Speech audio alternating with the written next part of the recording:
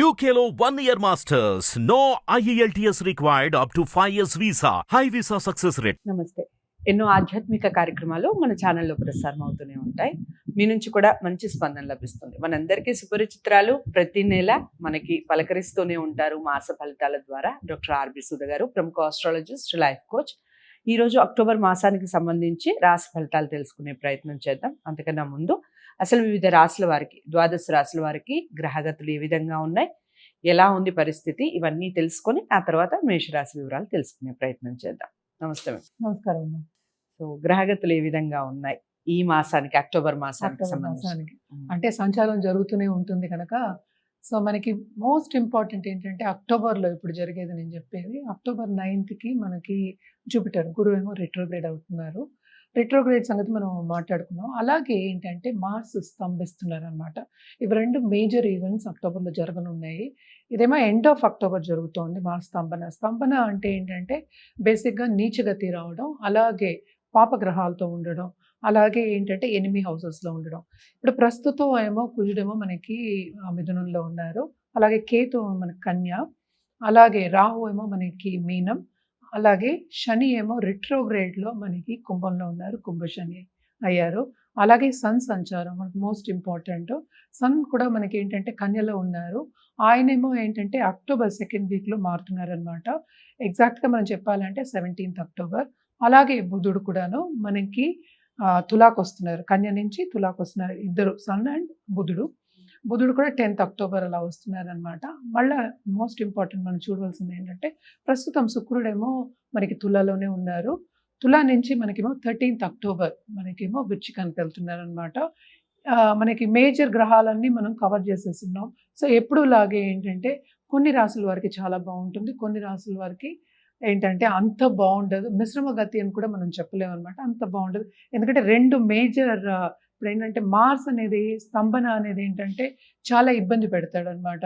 దేంట్లో ఇబ్బంది పెడతాడంటే ఎస్పెషలీ దాంపత్య జీవితంలో. ఎందుకంటే మంగళకారకుడు మనం చెప్పుకుంటూ ఉంటాం.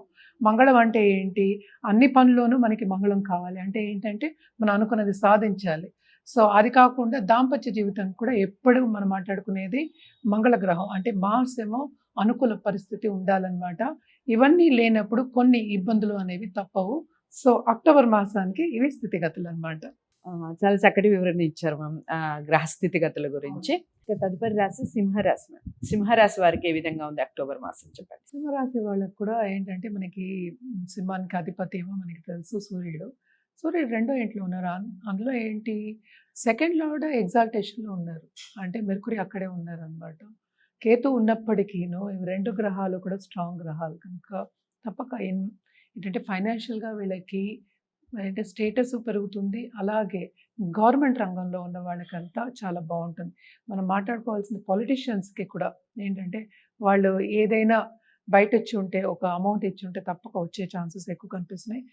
ఫైనాన్షియల్ విషయంలో చాలా స్ట్రాంగ్ అయ్యే ఛాన్సెస్ ఈ నెల అంతా కనిపిస్తుంది అనమాట.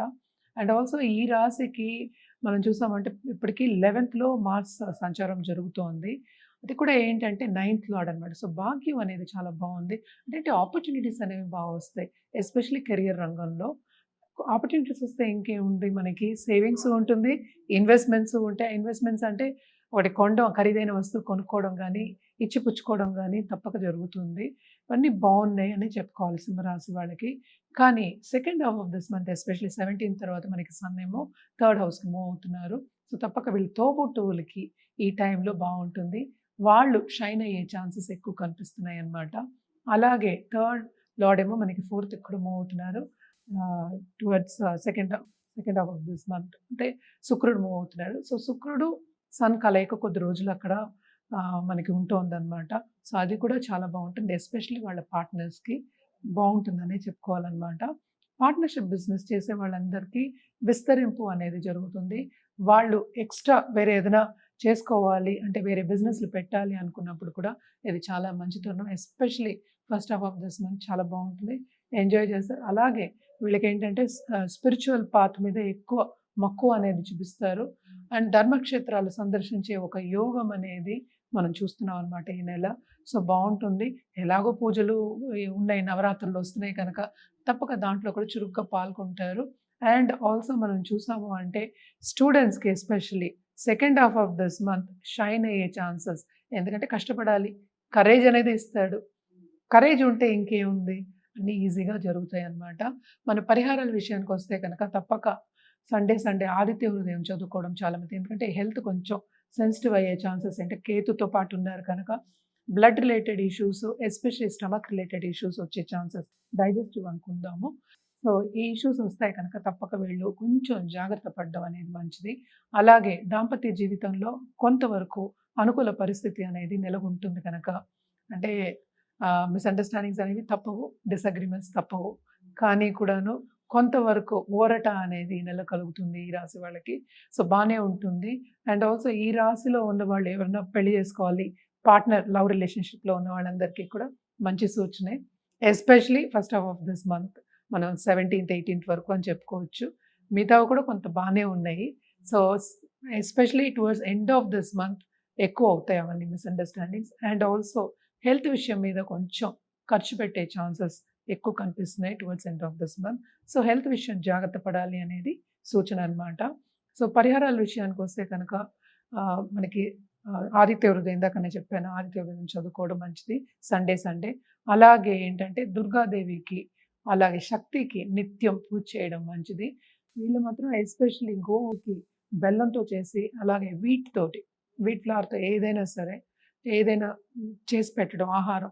అలాగే మనకి గోవులు అంత ఈజీగా కనిపించలేదు అంటే చిన్నపిల్లలకి పిలిచి పలహారం పెట్టడం, బెల్లం వీట్ తోటి చేసి పెట్టడం. బెల్లంతో ఏదైనా చేసుకోవచ్చు మనం, అలాగే వీటితో కూడా మనం చేయొచ్చు. స్వీట్స్ చేసి పెట్టడం అనేది చాలా మంచిదన్నమాట. మన కలర్స్ విషయానికి వస్తే కనుక తప్పక వీళ్ళు రెడ్ అండ్ గోల్డ్ వాడడం చాలా చాలా మంచిది. సో చాలా అంటే చాలా చక్కగా చెప్పారు. మొత్తానికి మాసం అంతా బాగానే ఉంది. సో అదండి విషయం. సింహరాశి వాళ్ళు కూడా నిశ్చింతగా ఉండొచ్చు, హ్యాపీగానే ఉంది. కొన్ని పరిహారాలు చేసుకోండి, కొన్ని జాగ్రత్తలు వహించాలి. పరిహారాల విషయంలో మీరు చేసుకునే ముందు పరిహారాలు ఒకసారి జాతకాలను పరిశీలించుకోండి. జాతకాలని డాక్టర్ ఆర్వి సుధ గారి దగ్గర చూపించుకోవాలి అనుకున్న వారు స్క్రీన్ మీద కనపడే నెంబర్కి కాల్ చేయొచ్చు. వీడియోని లైక్ చేసి అందరికీ షేర్ చేయండి. ఛానల్ని సబ్స్క్రైబ్ చేసుకోండి. తదుపరి రాశితో మళ్ళీ కలుద్దాం. నమస్తే.